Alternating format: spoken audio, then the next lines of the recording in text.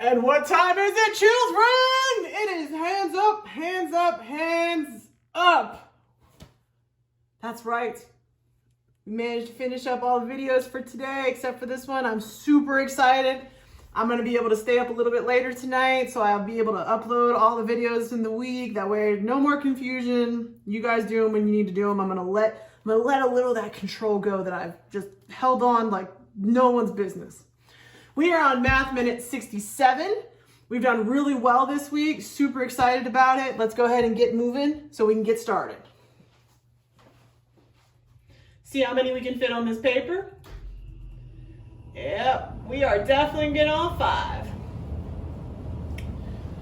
Number 1, just so I know I'm putting the, I'm moving it over a little bit because I try to make them bigger for you. But number 1, 2, 3, 4, and 5.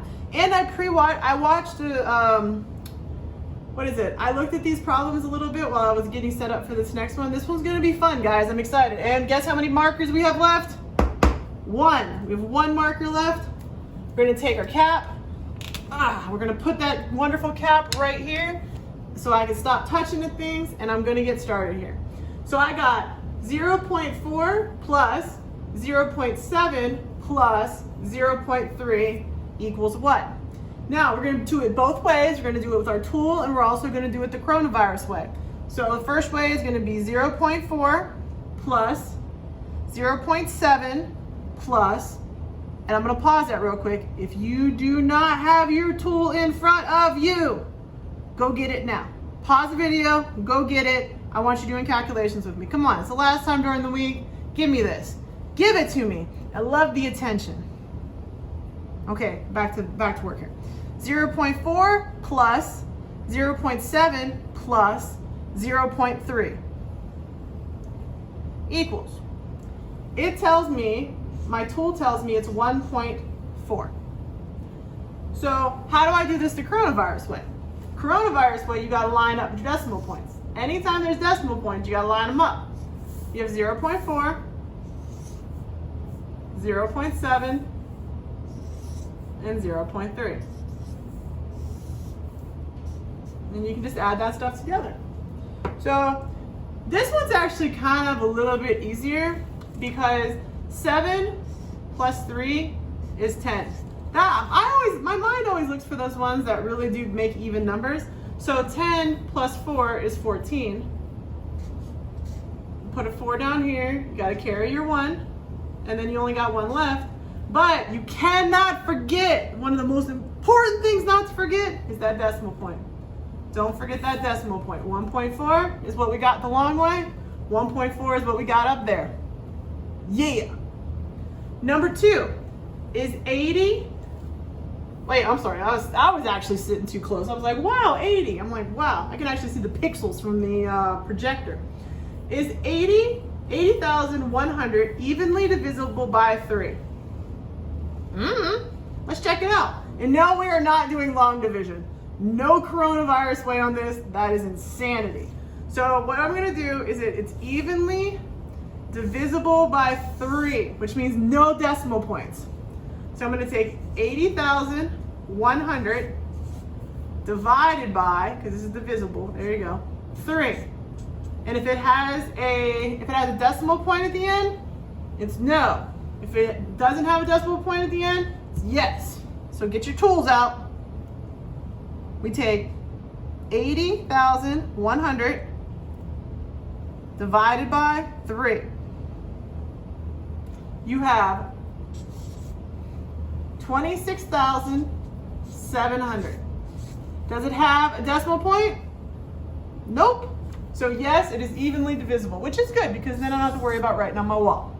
So no decimal points, so yes, it is evenly divisible. No decimal. All right, 8 weeks equals how many days? Oh. All right, children, we can do this. We can do this. It's a conversion, but we can do this because we all know how many days in a week. So how many days are there in a week? Alexa, how many days are there in a week? 1 week is 7 days. Okay, so we know that we have 8 weeks And we have to times that by how many days there are in a week. That's it. So all we have to do is we have to do 8 weeks times 7 days equals 56 days. Not bad. Let's check it with Alexa to make sure. Alexa, how many days is in 8 weeks? 8 weeks is 56 days. Good job, Alexa. Good job. I thought she'd answer me back, but I don't think she understood me. It's all good. But at least we got the right answer. That's what really matters. If 3 2/3 equals what? Oh, it's the same type of problem we did the last one. This one's fun. I like this one. Okay, so let's write it over here. So I got 3 2/3. So just like we did last night, what you got to do is you don't just have one calculation on here. So you got 3 wholes and then you have a partial of whatever you're measuring. So that's like saying that you had 3 whole pizzas and a little bit left over. That's what they're trying to tell you. So let's go ahead and put that out then. So you had 1 that had all 3 slices in it. You had 2, which had all 3 slices in it. Then you had 3, because this is a 3 right here. You had all 3 slices in it. Then you had a last one that got a little bit left over. And in that one, you only had 2 slices left. So now you just gotta count up how many pieces you have and just leave it over 3 and then you're done. See, it stays over 3, just like it even tells you it stays over 3. You're all set. So how many do I got? 1, 2, 3, 4, 5, 6, 7, 8, 9, 10, 11. Oh, so that we get rid of this and we go ahead and say we have 11 over 3. Perfect. Now, but here's the thing. So that's our answer is 11 over 3. But we got it. I was so excited to get this problem, but I did it the Corona way before we even checked it with our tool. So let's take our tool and let's do it to make sure.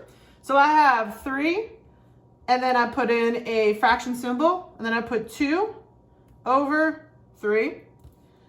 Then I put an equal sign with another fraction symbol, and then I put a letter up here. Because remember, our photo math does not understand a question mark. So we're going to put an A there, and then at the bottom, we're going to put a 3 again. So on our photo math, it says that it's 11 too.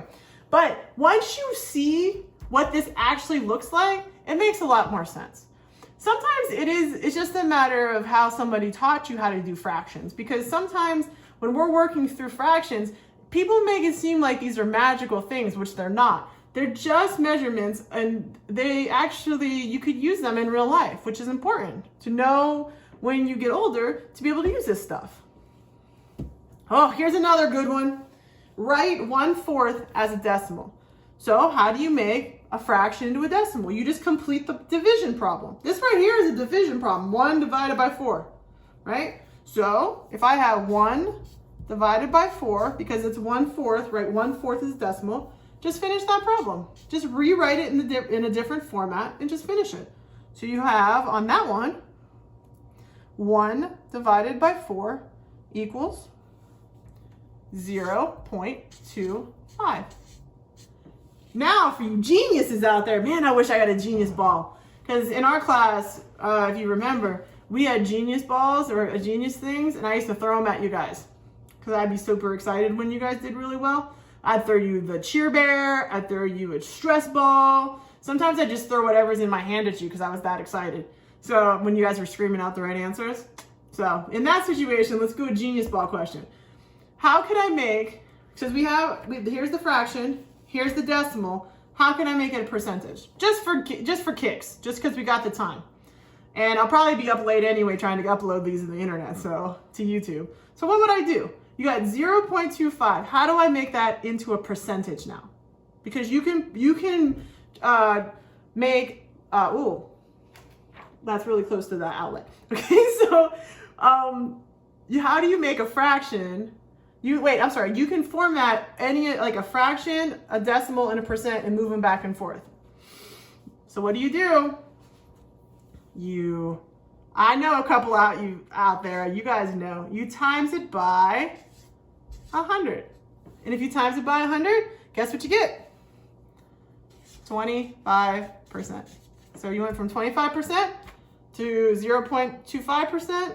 I'm sorry, 0.25 is the same as 1/4. So 1/4 is the same as 0.25, which is the same as 25%. All of it is the same. That was epic. That was good. Look at those math. Love me some math. All right, so because I had this extra piece from the last one, I'm gonna go ahead and put up a pretty new piece. So we're not trying to struggle, because this was my last piece on that one. But luckily I have more, so I'll be fine. So don't stress about me. I'm all good, ladies and gentlemen. Am I gonna make it? Maybe. I'm gonna have to shove it down a little bit, but that's okay. It'll work out. I need to write 8,123 in scientific notation. I still cannot find a good use for scientific notation, but we'll worry about this another time. I'll complain about it when I'm in the privacy of my own classroom and not publicly on YouTube. All right, so we got to write in scientific notation. So the first thing we got to do is we got to take it from words to numbers. So 8,123. So I have that number. And what they want you to do is they want you to write it in the form that's kind of like this number times 10 to a certain exponent up here. Now how we can make that a correct statement now is we got to move this decimal point. We have to move it to where it would make sense. So if we move the decimal point this way, that means that we are making the number bigger, right? So that's times. If we move, and it's positive. If we move it the other way, that's negative. So, ready? Move it once, move it twice, move it 3 times. Because when you're writing in scientific notation, what they want you to do is they want you to have a whole number here, and then a decimal, and then the rest of your number. That's what they're asking you to do. This is usually for really large numbers. So that's why I don't really like to do it like this, because it really is easier to write 8,123. Just my opinion. We've moved it 3 times. So we have 1 hump, 2 humps, 3 humps. So we know there's going to be a 3 up there. But is it going to be positive or negative? Are we making the number bigger, or are we making the number smaller? Which one are we doing? If we were going to move this number, what were we going to do?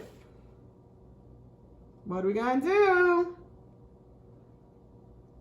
So if we're going to have to put it back, we're going to have to make the number bigger, correct? So if we got to make the number bigger, that stays a positive. If we are moving it to make it smaller, then I think that I've messed this up somehow. Do you ever just talk too much where you're just like, even now you've confused yourself on what you're trying to do? So let me try this one more time. All right, I know that this is a 3, but how can we figure it out to check it though? Let's see.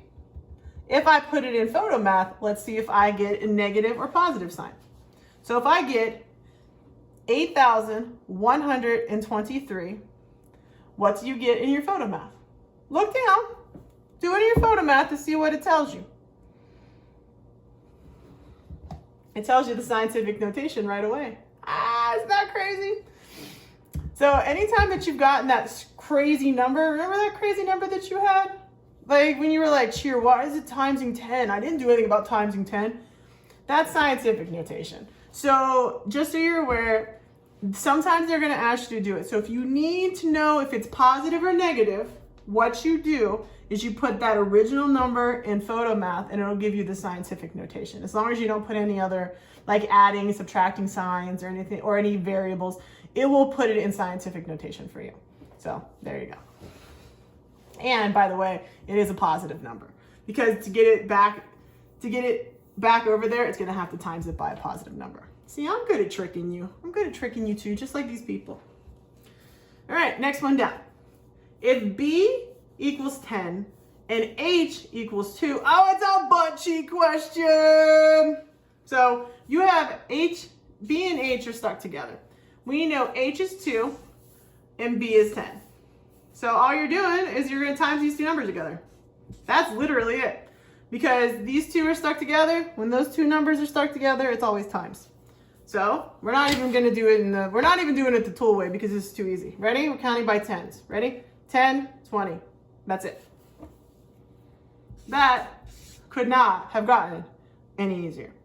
So what we're going to do though is that I can't see that last number over there. So we're doing area. So we're going to go ahead and we're going to build that over here. Okay, so I have a rectangle. I got to come over here and look at what it is. 8 and 6. Okay, so we need an 8 and a 6. All right, so there we go. So we have 8 on the bottom. This is a horrible rectangle, I apologize. We have 8 on the bottom and on the top, and then we have 6s over here. I just finished it because I saw the problem down there too. We're going to need it anyway. So when we look at the area, you want to know the area. When you have an area of a rectangle, it's a length times width. So you take the length, which is down here, so you have an 8. Then you times it by the width, which is the 6. And that's it. That's legitimately it. And just like we were talking about last video, is that you're cutting this up into eighths. 1, 2, 3, 4, 5, 6, 7, 8. Okay, so you've cut that up 8 times, and then you're going to cut this side up 6. 1, 2, 3, 4, 5, 6. And in an area, they're saying that there are 8 columns. Then they say that there are 6 rows. And then if you count all those little squares, you're going to come up with that problem. But I am not taking the time to count all those little squares. You guys can pause the video and count all those squares later. So, and you can check that if I'm right. So you have 8 times 6, which is 48. And just so we're on the same page, the reason why this is meters squared is because they are talking about telling me what the entire value of that box is. And the entire value of that box, just not the line. So what is the perimeter of the rectangle shown up here? Now, I already have the measurements put out there for you because remember, perimeter is the sides. You're adding all 4 sides. So are we adding the inside part? No. So let's go ahead and put the lines down then. So we have a 6, we have a 6, we have an 8, and we have an 8. And you're going to add all those lines together, right? You're just going to count them. So you're going to do 6 plus 6 plus 8 plus 8, and that'll equal your perimeter. Because remember, we're not doing the inside, we're just doing the outside lines. Perimeter is outside lines. So this one right here is like a 6, this is a 6, this is an 8, this is an 8. That's how that works, right? Just so we're, so we're not getting confused. Well, I'm gonna have to really push that one up. So what is my answer? Did you guys add them? 6 plus 6 plus 8. Whoa, 8 plus 8. And on that one, I have 28. Just gonna make sure. Yeah, 28 meters. Because I don't put the 2 up there because I'm not doing the whole shape. I'm just doing the line. Okay, just so we're good. Because I still have the extra space on the bottom of this other paper.